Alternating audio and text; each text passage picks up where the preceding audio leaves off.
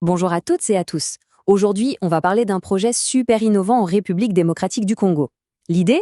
S'attaquer à un problème national gigantesque avec une solution, une solution assez surprenante. Une bande dessinée. Et voilà la question qui est vraiment au cœur du projet qu'on va décortiquer ensemble. Qu'est-ce qui se passe concrètement quand lire devient un truc rare, une exception, au lieu d'être la norme? Les conséquences, on s'en doute, sont énormes.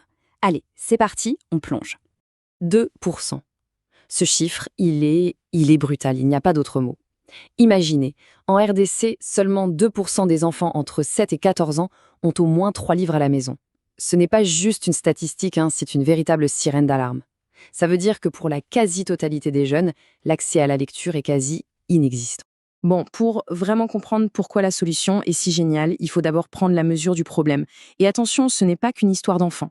Regardez ça, ce qui est dingue ici, c'est la chute libre de la lecture des journaux chez les adultes.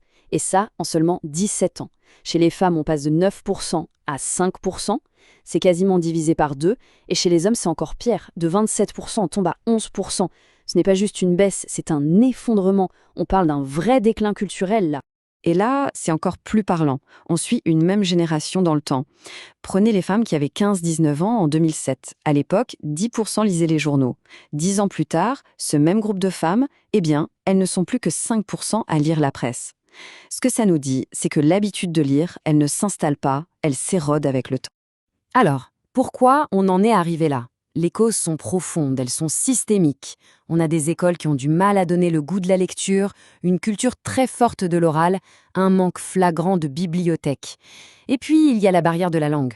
Tout ça mis ensemble, ça ne crée pas juste une crise de la lecture. Non, ça devient un vrai obstacle au développement du pays. Face à un mur pareil, il fallait une idée différente, une approche nouvelle. Et c'est là qu'on passe à la solution, à la façon dont ce projet a transformé ce problème en une opportunité.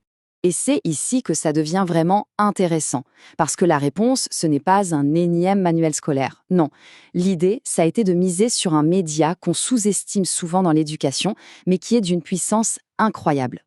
Parce que la bande dessinée, ce n'est pas juste pour s'amuser. C'est un outil pédagogique surpuissant. Le mélange du texte et de l'image, ça rend les choses plus faciles à comprendre, ça aide à mieux retenir les infos, et surtout, ça rend l'apprentissage fun. Et ça, c'est la clé. La vraie clé pour des jeunes qui ont complètement décroché de la lecture. Alors, entrons dans le vif du sujet. Voici l'héroïne de notre histoire, la série de BD Déborah, une création de l'organisation Crespod. Le coup de génie de Déborah, c'est vraiment sa conception. D'abord, c'est écrit en français facile, pour que la lecture soit un plaisir, pas une corvée. Ensuite, et c'est crucial, les personnages, les situations, tout est 100% congolais. Les jeunes peuvent s'identifier. Et pour être sûr de parler à tout le monde, la BD est traduite dans les grandes langues nationales. Bref, c'est une approche faite sur mesure. Et regardez un peu les thèmes, c'est incroyable de pertinence. On ne parle pas de châteaux et de dragons, non, on parle de la vraie vie. L'opération pour rendre Kinshasa propre, la lutte contre Ebola, l'histoire politique avec des figures comme Étienne Tshisekedi, ou même des sujets de société super importants comme le mariage précoce. La BD, en fait, elle devient un miroir de la société congolaise. Mais bon, avoir un super outil, c'est bien. Savoir s'en servir, c'est encore mieux. Et c'est là que le projet devient encore plus malin avec ce qu'ils appellent le défi lecture. Le principe est simple mais génial. D'abord, on fixe un objectif, lire un certain nombre de BD dans un temps donné. Ensuite, les élèves lisent tranquillement, à leur rythme, pour le plaisir. Après, il y a des petits quiz pour voir s'ils ont bien compris. Et là, magie, lire, qui était un truc solitaire et parfois ennuyeux, ça devient un jeu, une aventure collective. C'est exactement ça, c'est transformer l'apprentissage en jeu. Et le plus beau, c'est que ça marche du tonnerre. Ce que dit cette enseignante, ça résume tout parfaitement. Le défi lecture, ça a soudé la classe, et même les élèves qui avaient le plus de mal avec la lecture se sont pris au jeu. Le jeu, c'est devenu le vrai moteur. Les témoignages, c'est une chose, et c'est déjà très fort. Mais maintenant, regardons les chiffres, les résultats concrets de cette méthode. Cette citation est incroyable. Elle montre à quel point les profs eux-mêmes sont bluffés. Ils parlent d'une transformation presque magique. Le mot alchimie, il est parfait. Il y a quelque chose qui se passe, qui change complètement le rapport des jeunes à la lecture. Et cette alchimie, on la retrouve dans les chiffres. C'est spectaculaire. Une enquête auprès des enseignants montre que 95%, quasi tout donc, ont vu de vrais progrès en lecture chez leurs élèves. 91% disent que ça a été une aventure collective pour la classe. Et ça, c'est peut-être le plus important. 60% ont vu la confiance en soi des élèves augmenter. On ne fabrique pas juste des lecteurs, on construit des personnalités plus fortes. On pourrait se dire pourquoi le papier à l'heure du tout numérique. Eh bien, ce choix, il est tout sauf anodin. On sait que lire sur papier, ça aide à mieux se concentrer, à mieux mémoriser. Ça protège aussi des effets négatifs des écrans, notamment sur le sommeil. Et puis, il y a le partage. Une BD, ça se prête, ça se montre, ça crée du lien social, tout simplement.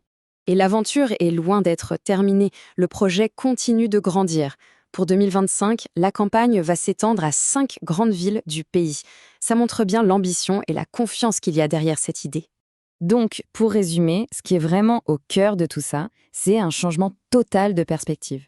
On est passé de la lecture corvée, un truc solitaire, difficile, parfois stressant, à la lecture-jeu, une activité collective, fun et accessible. C'est toute la manière de voir l'apprentissage qui est réinventée. Finalement, le projet Déborah, c'est bien plus qu'une simple distribution de BD. C'est une tentative audacieuse de retisser un lien culturel profond avec la lecture. Et ça laisse une question en suspens, une question fascinante. Une simple bande dessinée, est-ce que ça peut vraiment aider à réécrire l'avenir de toute une nation ?